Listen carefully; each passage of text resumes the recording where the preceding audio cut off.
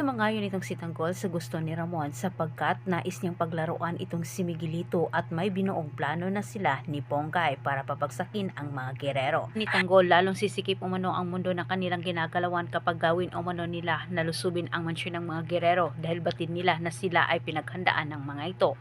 Pero sa kabilang banda ay hindi makapaghintay itong si Miguelito na mag-umpisa magtrabaho itong si Garcia ang siyang hudyat sa pagsisimula sa paghahanap ni Ponggay sa ebidensyang makakatulong kay Tanggol. Hindi batid ni Miguelito na itong si Ponggay ay isang malaking balakid sa kanilang masamang plano ni Roberto. Sa kabilang banda, kahit galit man itong si Hector kay Tanggol pero tinutulungan pa rin niya ito ng palihim para paalisin itong si Rigor sa posisyon.